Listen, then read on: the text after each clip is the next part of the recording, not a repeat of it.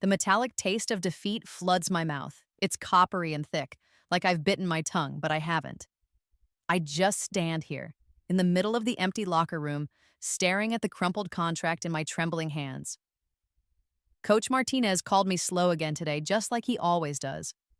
"Rodriguez, you're dragging today. My grandma could swim faster," he'd boomed, his voice echoing off the tiles, making the other swimmers snicker. But this time, I know the truth. He's been sabotaging my times all along.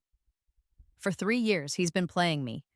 The familiar scent of chlorine and stale sweat, a smell I used to associate with hard work and dreams, now just makes me feel sick. It can't mask the bitter reality. My own coach, the man I trusted, the one who was supposed to guide me to the Olympics, sold my future. He sold it to keep his star swimmer, Marcus Chen, on top. Marcus, with his easy smile and parents who donated generously to the team. "Maya, you've got raw talent," Coach had said to me when I first joined, his eyes seeming so sincere. "But talent is nothing without discipline. You're lazy, Rodriguez. You could be great, but you don't want it enough." His words echo in my head, a cruel soundtrack to the scene unfolding in my mind. All those extra laps he made me swim until I thought my muscles would tear. All those times he publicly shamed me for my slow starts or sloppy turns. All those meets where my official times were inexplicably higher than what my own stopwatch showed. I'd believed him. I'd pushed harder, exhausted myself, cried myself to sleep, wondering why I wasn't improving despite giving everything I had. "It's your attitude, Maya," he'd said last week, his voice deceptively calm after I'd clocked a personal best in practice, a time that mysteriously got misrecorded by a tenth of a second slower. "You get a little taste of speed and you think you're there. You're not. You're still too slow." The contract in my hand isn't mine. It's a copy of Marcus Chen's latest endorsement deal, accidentally left in a file Coach handed me with my revised training schedule. A deal contingent on him maintaining his national ranking, a ranking propped up by my suppressed times and Coach Martinez's carefully orchestrated lies. Tucked inside was a memo, an email printout from Marcus's father to Coach. "Keep Maya's times down for another season, and that new timing system we discussed is yours. And a little something extra for your trouble." My breath catches in my throat. The air in here feels heavy, like the water pressure at the bottom of the deep end. He didn't just call me slow, he made me slow. He actively worked against me. The casual cruelty of it, the calculated destruction of my dreams, hits me with the force of a physical blow. I remember the glint in his eye, the smug set of his jaw when he'd hand me the official timesheets. "See, Rodriguez? Still got a long way to go." Each word was a tiny pinprick, slowly deflating my confidence, my passion. He'd even convinced my parents I was the problem, that I wasn't dedicated enough. They'd looked at me with that familiar disappointment, the kind that settles deep in your bones. The crumpled paper feels like lead. My fingers are numb. How could I have been so blind? The signs were there, weren't they? Marcus always getting the prime lanes, the newest gear. Coach Martinez's expensive new watch, the sudden upgrades to his car. I dismissed it all, told myself to focus on my own swimming. My reflection stares back from a cracked mirror on the locker door, hollow eyes, a face pale with disbelief and a dawning, cold rage. He didn't just betray me. He stole from me. Years of my life, my effort, my belief in myself. A single hot tear traces a path down my cheek, then another. But it's not sadness I feel anymore, it's something else. Something hard and sharp crystallizing in my chest. He thinks he's won. He thinks I'm just that slow girl, easily manipulated, easily broken. He's about to find out how wrong he is. I smooth out the contract, a grim smile touching my lips. This piece of paper isn't just evidence of his betrayal. It's the key to his downfall. What will I do with this knowledge? Oh, I have a few ideas, and they all start with making him eat every single one of his words. My hands shake, not with fear, but with a furious energy as I clutch the evidence. It's all here. The falsified timesheets I managed to print from Coach's unlocked computer, copies of the rigged equipment maintenance logs showing how the touchpads in my lane malfunctioned during key races, even screenshots of deleted emails discussing bribes from Marcus's father. The weight of 3 years of his lies, of Marcus's complicity, crashes down on me like the tons of pool water that are about to claim my life. It feels like an actual physical pressure, squeezing the air from my lungs. It's late.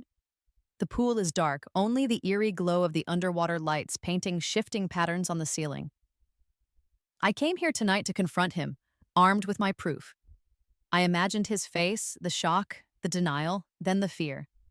I wanted to see him squirm, but the office was empty, the pool deserted. He must have known I was onto him. Maybe he saw the missing file, noticed the printer history. I never meant to slip on these damn wet tiles. One moment I was pacing the edge of the pool, my mind racing with scenarios of his exposure. The next, my feet went out from under me.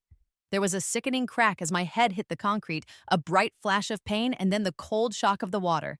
I'm sinking. The chlorine stings my eyes, burns my throat, a horribly familiar sensation, now twisted into a final, fatal embrace. I can't tell which way is up. My limbs feel heavy, unresponsive. The evidence, the precious papers I'd clutched so tightly, scatter around me like macabre confetti, already blurring and dissolving in the chemically treated water.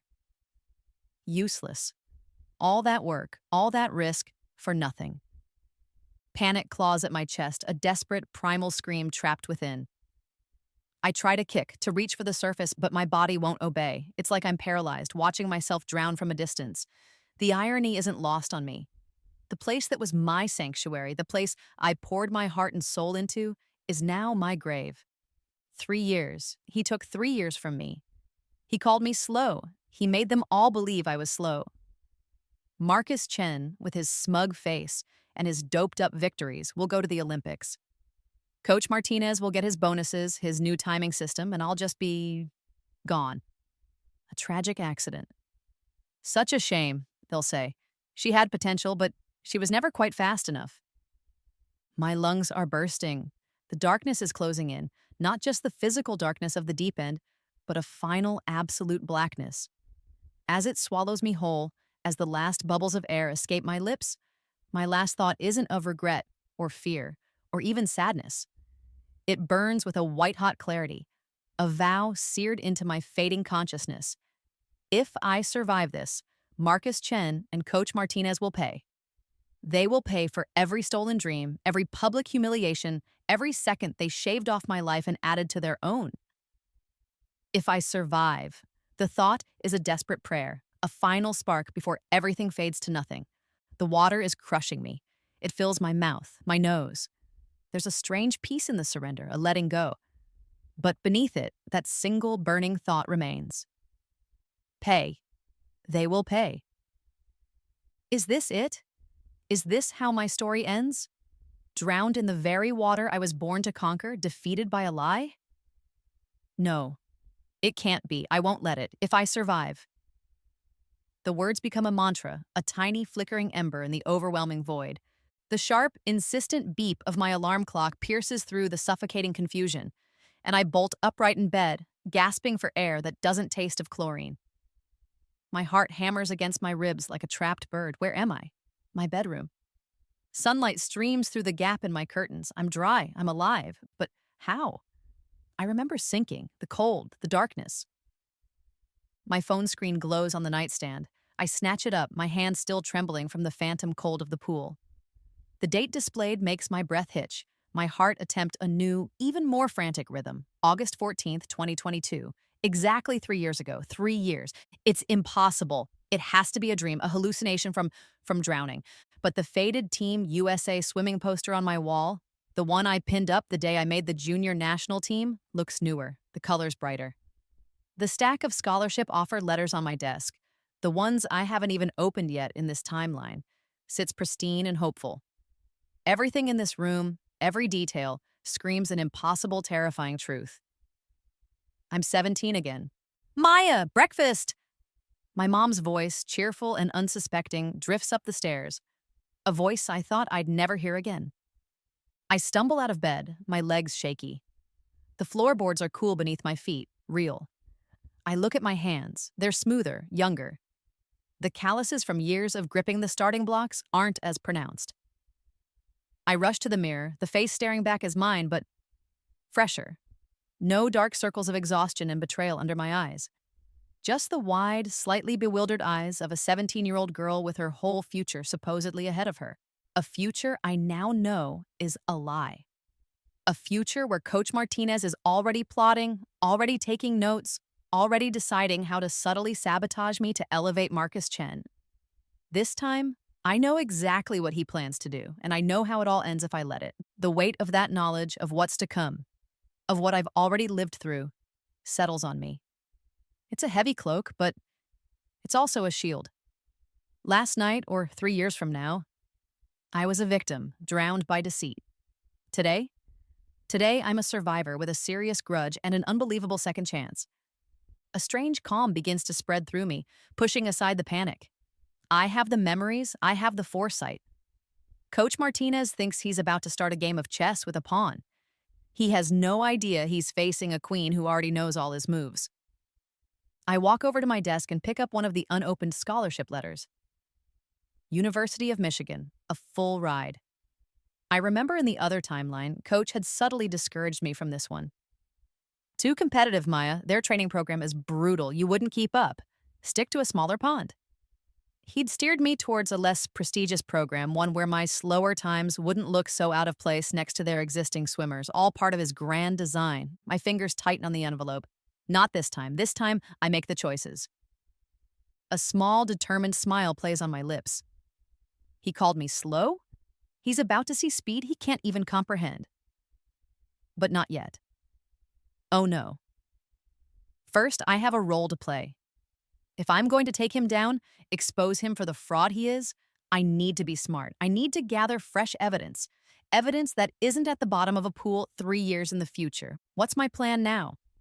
The first step is easy. Today is the first day of training for the new season.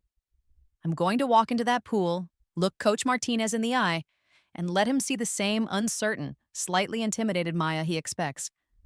I'll let him call me slow. I'll let him believe he's in control, for now. I shuffle into the pool complex, my swim bag bumping against my leg. I deliberately drag my feet just a little, enough to look like I'm not exactly thrilled to be here. It's an image Coach Martinez has cultivated for me, the lazy swimmer with wasted potential. He loves that narrative. It makes him look like a dedicated coach, tirelessly trying to motivate a difficult athlete. His predatory smile spreads wide when he sees me enter the humid, chlorine-scented air of the natatorium. Rodriguez, finally decided to grace us with your presence? Thought you might have forgotten where the pool was. His voice, dripping with false bonhomie for the benefit of the other parents milling about, grates on my nerves. He thinks he's still pulling all the strings, that I'm the same naive kid from before. Sorry, Coach, I mumble, avoiding his gaze, playing the part of the chastened swimmer. Overslept. Overslept? He raises an eyebrow, a theatrical gesture. Champions don't oversleep, Rodriguez. Champions are already in the water. Remember that? I nod, my eyes downcast, but inside a cold fire is burning. Oh, I'll remember, Coach. I'll remember everything. As I head to the locker room, I can feel his eyes on my back. He's already assessing, calculating.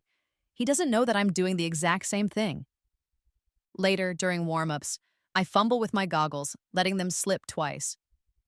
I pretend to struggle with the basic drills, my strokes deliberately less efficient than they should be. I can see him watching me from the pool deck, a small frown creasing his forehead, probably already cataloging my flaws for his next pep talk on my lack of focus.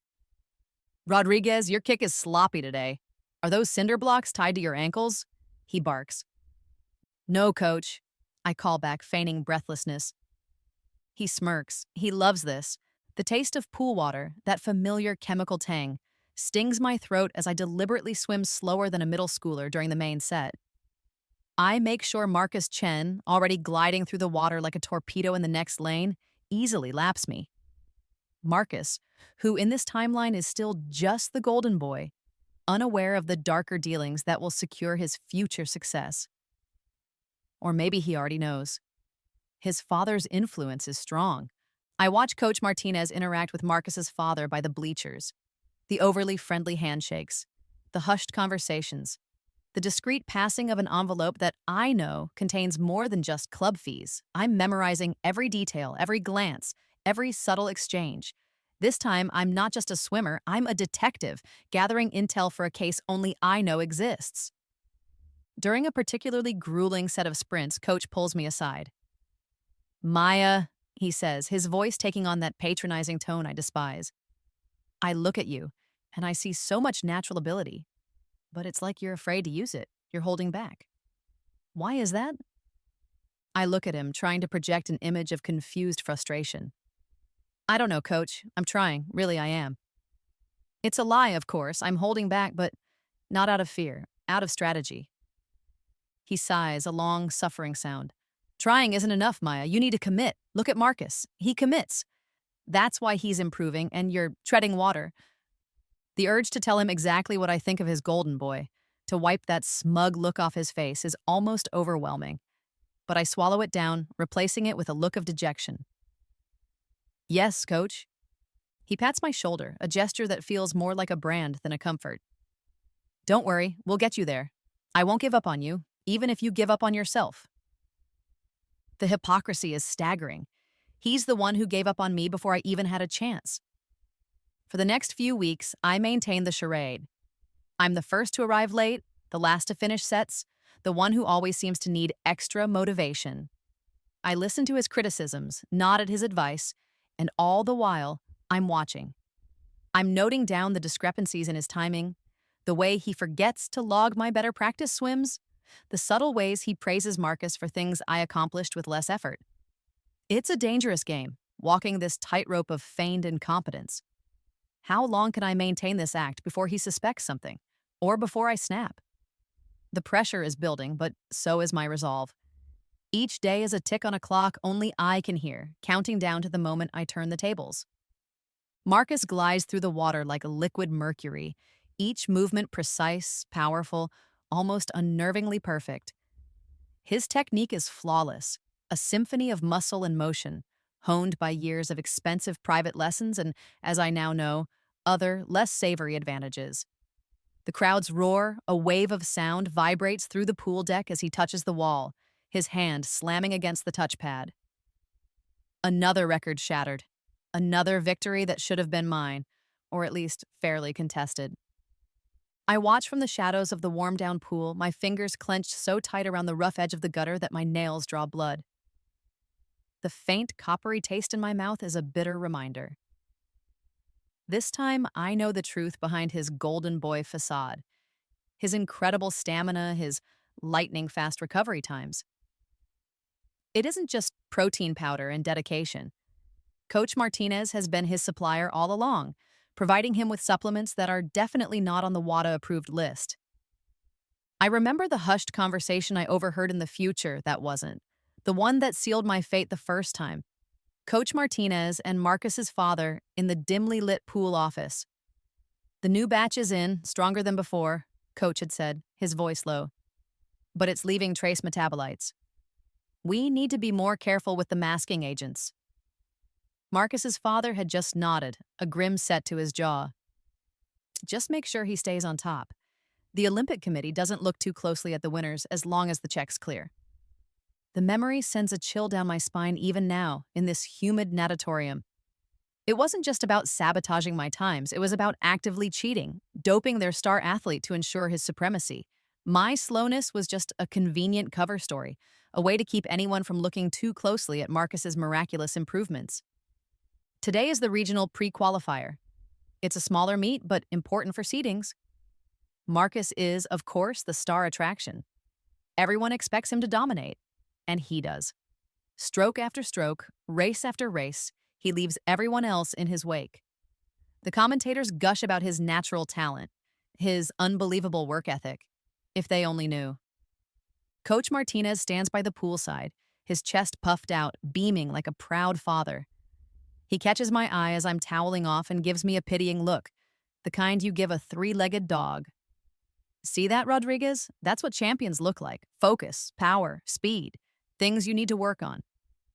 Yes, Coach, I reply, my voice flat. I can feel the other swimmers looking at me, the whispers already starting. Poor Maya, she used to be so promising.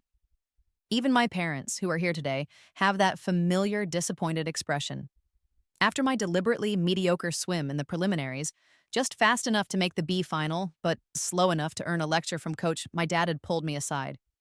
Maya, honey, are you sure you still want this? There's no shame in admitting if it's too much. His words, meant to be kind, felt like another betrayal, another echo of coach's manipulations.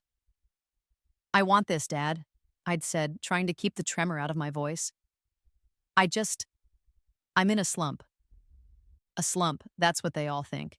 A convenient explanation for my regression. As Marcus steps onto the podium to accept another gold medal, his smile dazzling under the bright lights, I slip away. I head towards the back of the equipment storage area, a place I know Coach Martinez often uses for his more discreet conversations. My phone is already in my hand, camera app open. If I can get proof of the drug exchange, actual visual evidence, it'll be the nail in their coffin. This golden lie they've built around Marcus Chen is about to tarnish, and I'm going to be the one to expose it. The question is, how will I use this information to not only bring them down, but also reclaim what's rightfully mine? The answer is starting to form, a risky, audacious plan that will require perfect timing and nerves of steel. My phone trembles almost imperceptibly in my hand, nestled securely in the pocket of my hoodie. The tiny lens of the hidden camera I'd managed to rig peeks out, aimed through a strategically placed gap in a stack of kickboards. I'm tucked away in the darkest corner of the equipment shed, the air thick with the smell of damp neoprene and mildew.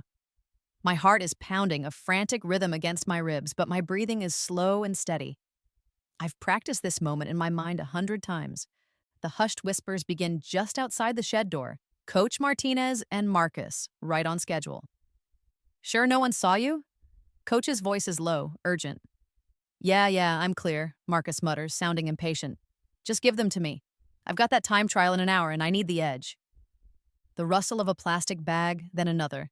The distinctive click of a pill bottle opening. This is it, the perfect soundtrack to their downfall. This new stuff is potent, Marcus, Coach Martinez warns. Don't overdo it. And make sure you take the flush tabs exactly 2 hours before any potential test. We can't afford any slip-ups, not this close to nationals. I know the drill, Coach, Marcus says, a hint of arrogance in his tone. You worry too much. As long as Rodriguez keeps swimming like a turtle, no one's looking too closely at me. A cold fury washes over me at his casual dismissal, but I force myself to remain still, to keep recording.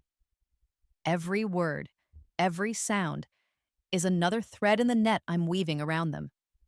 I've been playing weak, deliberately underperforming for 2 long months now. 2 months of biting my tongue, of swallowing his insults, of watching Marcus bask in unearned glory.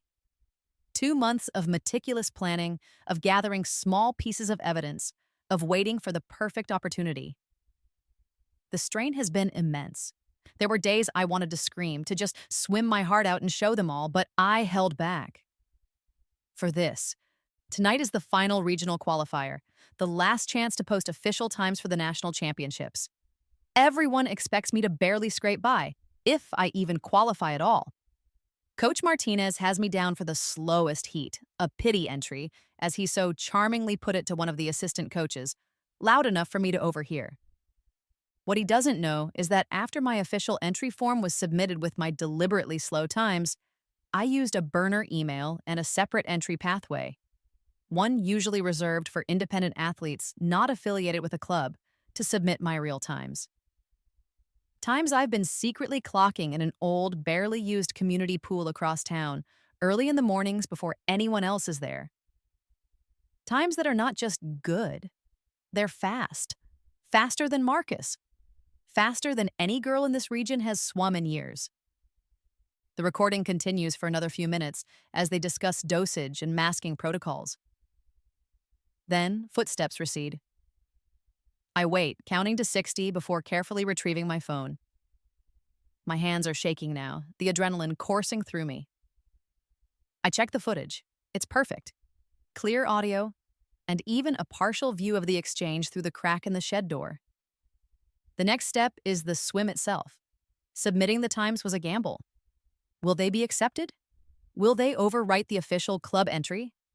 Or will they be flagged as an anomaly, investigated before I even get a chance to prove them? The weight of the past 3 years, the pain of the original betrayal, and the hope of this second chance all press down on me.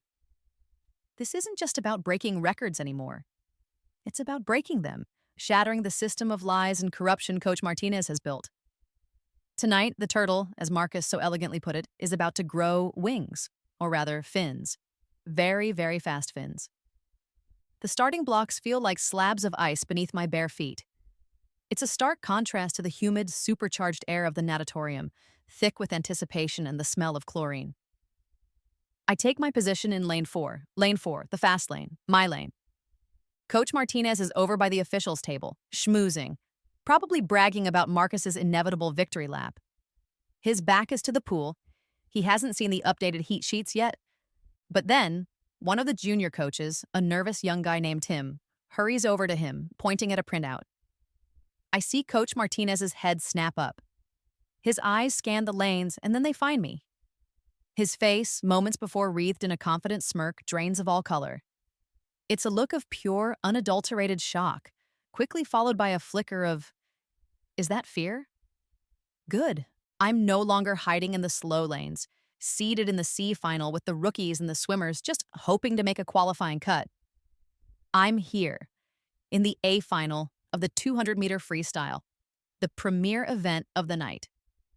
The crowd's confused murmur starts as a low hum and then builds.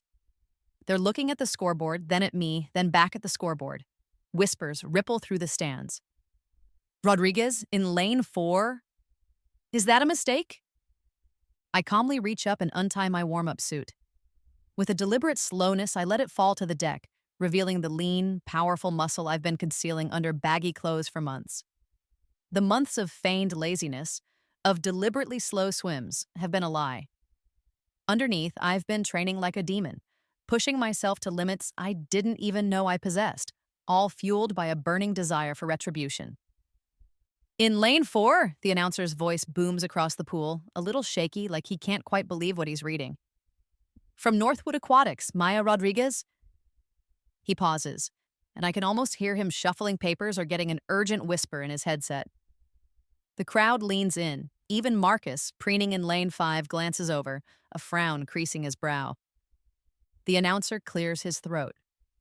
Maya Rodriguez, he repeats, his voice now tinged with disbelief. Seated with a qualifying time of, wait, this can't be right, 1 minute, 51.32 seconds. A collective gasp goes through the natatorium. 1:51:32. That's not just a fast time, that's a national record contending time. It's almost 3 seconds faster than Marcus Chen's personal best, the one he set just last month, the one that has him touted as the next Olympic hopeful. Coach Martinez is on his feet now, storming towards the officials' table, his face puce. I can see him gesturing wildly, yelling. But it's too late. The officials are looking at their own paperwork, shrugging. The time is logged, it's official. I ignore the commotion. I step onto the block, my focus narrowing to the still, blue water in front of me. I can feel Marcus's glare, hot and incredulous, from the next lane. I meet his eyes for a fleeting second, and I allow myself a tiny, almost imperceptible smile. You have no idea what's coming. The starter raises the gun. Swimmers, take your marks. This is it. No more hiding, no more playing weak. The race is about to begin, and with it, the end of their reign. The crack of the starter pistol splits the air and the water explodes around me as I knife into the pool. My dive is perfect. A powerful, streamlined entry I've visualized 1,000 times. Each stroke is a release powered by 3 years of suppressed fury, 3 years of biting my tongue, 3 years of being called slow. The first 50 meters are a blur of controlled aggression.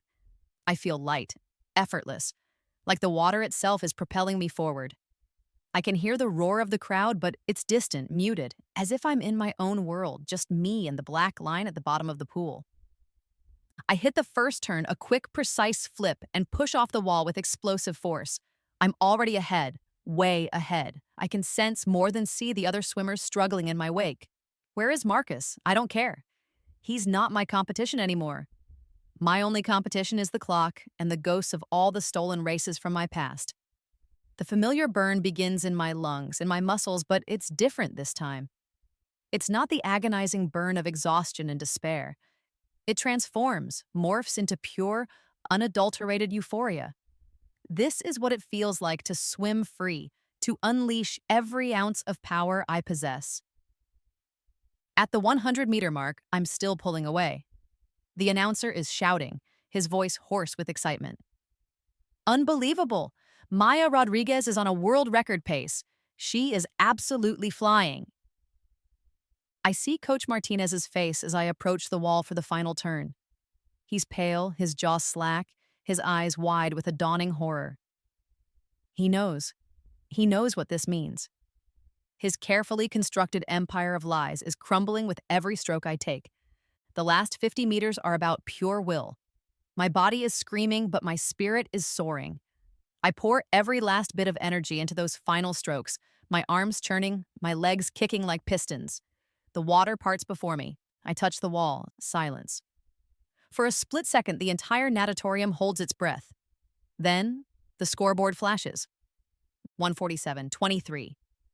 A wave of sound, a physical force hits me as the crowd erupts. 1 minute, 47.23 seconds. It's not just a personal best. It's not just a regional record. It's a new world record. I've destroyed Marcus's personal best by 3 full seconds. I've destroyed the existing world record by nearly a full second. I hang on the lane line, gasping for air, my body trembling with exertion and elation. I turn and look at Coach Martinez. He's standing by the edge of the pool, frozen. The printout of the original heat sheet crumpled in his shaking hand. His face is ashen. Sponsors' phones are already ringing around the pool deck. I can see their representatives frantically making calls, their expressions a mixture of shock and excitement. They know a star has just been born and a fraud is about to be exposed.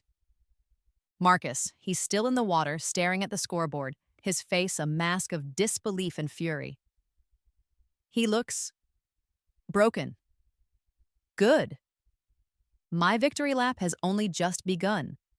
This swim wasn't just about setting a record, it was a declaration, a warning. And I'm not done yet, not by a long shot. The real satisfaction will come when that contract of his and Coach's career crumples just like that piece of paper in his hand. The conference room at the USA Swimming headquarters reeks of stale coffee and a palpable underlying desperation. It's a small, sterile room, chosen for its lack of windows, I suspect. Across the polished mahogany table sit 3 stern-faced officials, their expressions carefully neutral, but their eyes betray a wary curiosity.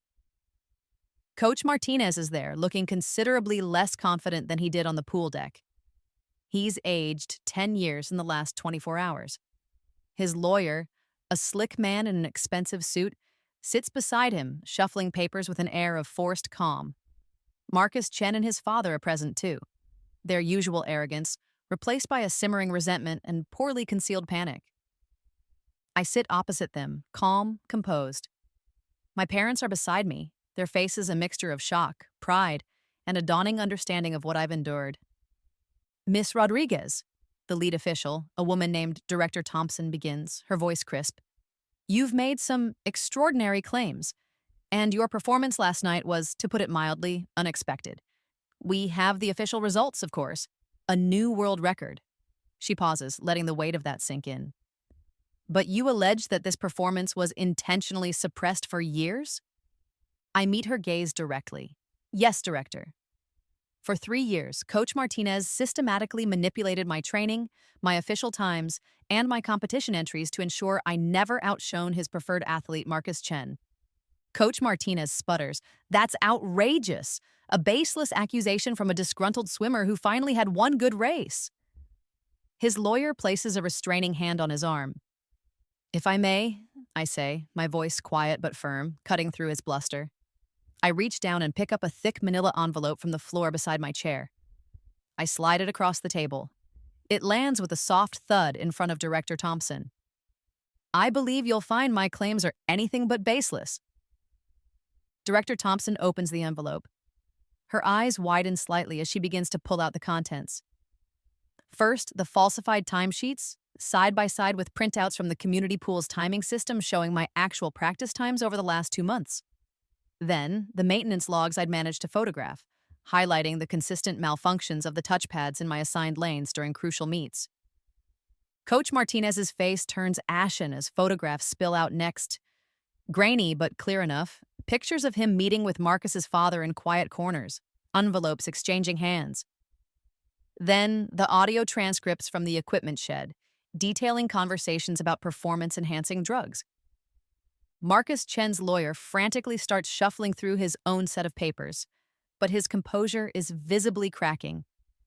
The final items in my envelope are medical records, not Marcus's official ones, but anonymized printouts from a source I cultivated, detailing abnormal testosterone levels and traces of banned substances, timed perfectly around major competitions. It's not definitive proof of doping on its own, but combined with everything else, and this is... Director Thompson struggles for words, looking from the evidence to Coach Martinez, then to Marcus. My quiet voice cuts through their rising panic. I have 3 years of meticulously documented evidence, Director, and believe me, I pause, letting my gaze sweep over Martinez and the Chens. This is just the beginning. I have more. Digital footprints. Witness statements I'm still gathering. Enough to not only strip Marcus of every unearned medal, but to ensure Coach Martinez never coaches a goldfish, let alone a human being, ever again. The power dynamic in the room has irrevocably shifted. They came in expecting to intimidate a teenage girl. They're now facing a relentless accuser with an arsenal of their own misdeeds. The cheap coffee on the side table suddenly smells like their career's burning. "What do you want, Miss Rodriguez?" Director Thompson finally asks, her voice softer now, almost weary. I lean forward. "I want justice," I say simply. "I want my stolen years acknowledged. I want every record corrected. And I want them," I nod towards Martinez and Marcus, "to face the full consequences of their actions. No deals, no quiet retirements, full public accountability." The silence in the room is thick with the unraveling of lies. Martinez looks like he's about to be sick. Marcus won't meet my eye. His father stares at me with pure, unadulterated hatred. Let him. His money can't buy them out of this. This is more satisfying than any race. And my victory lap is far from over. What else do I have planned? They're about to find out just how deep this rabbit hole goes. 6 months later, the weight of Olympic gold presses cool and heavy against my chest. My country's anthem swells, a triumphant wave of sound washing over me, and the roar of the crowd is deafening, yet somehow distant. I stand on the highest step of the podium, the flag draped around my shoulders, and for the first time in what feels like a lifetime, I allow the tears to fall freely. Not tears of sorrow or frustration, but tears of catharsis, of vindication. The pool below, the one in this Olympic stadium, shimmers under the bright lights. It's a familiar sight, the blue expanse of water, but it's different now. The pool where I once metaphorically drowned in betrayal, where my dreams were systematically suffocated, now reflects my ultimate triumph. It ripples with the tears I finally allow myself to shed, each one a testament to the battles fought and won. Coach Martinez isn't here, of course. He watches, I imagine, from the flickering screen of a common room television in a low-security prison. His sentence for fraud, conspiracy, and illegal distribution of banned substances still in its early months. His face, once smug and controlling, now probably sags with the bitter taste of his own medicine. I wonder if he still calls me slow in his mind. Marcus Chen's name is a fading whisper in the swimming world. His records, every single one, have been stripped. His medals recalled. The endorsements vanished overnight. His posters, once plastered in sporting goods stores, now hang like ghosts in the dusty archives of swimming halls across the country. A cautionary tale of hubris and deceit. He's facing a lifetime ban from all competitive sports. His golden lie cost him everything. The investigation following my revelations had been swift and brutal. The evidence was too overwhelming, too meticulously compiled. My one good race turned into a cascade of them as I was finally allowed to compete fairly, shattering record after record in the lead-up to these games. The swimming world was rocked by the scandal, but also electrified by the emergence of a new, undeniable talent. Me. My parents are in the stands, their faces alight with a pride so fierce it almost brings me to my knees. The disappointment that once shadowed their eyes has been replaced by an awe I never thought I'd see directed at me. We've talked, really talked, for the first time in years. They understand now the depth of the manipulation, the strength it took to endure and fight back. Their support has been my anchor. As the anthem reaches its crescendo, I look out at the cheering crowd, at the flashing cameras. I remember the darkness of that pool 3 years ago, the feeling of sinking, the burning vow. They will pay. And they have. But this victory isn't just about their downfall, it's about my rebirth. I learned something profound through all of this. Sometimes you have to let people underestimate you. Sometimes you have to let them call you slow. Let them think they have you figured out, boxed in, defeated. You let them get comfortable in their arrogance. And then, when the moment is right, when the stakes are highest, you don't just prove them wrong. You leave them so far behind, gasping in your wake, that they can't even comprehend how they misjudged you so spectacularly. The gold medal feels solid in my hand as I step down from the podium. It's not just a piece of metal, it's a symbol, a testament to resilience, to the enduring power of truth, and to the sweet, sweet taste of justice served cold. My journey was longer, harder, and far more twisted than I ever could have imagined. But standing here, an Olympic champion, the world at my feet, I know one thing for sure. I wouldn't change a single, agonizing, empowering second of it. The future is mine now, clear and bright as the Olympic flame itself, and I'm just getting started.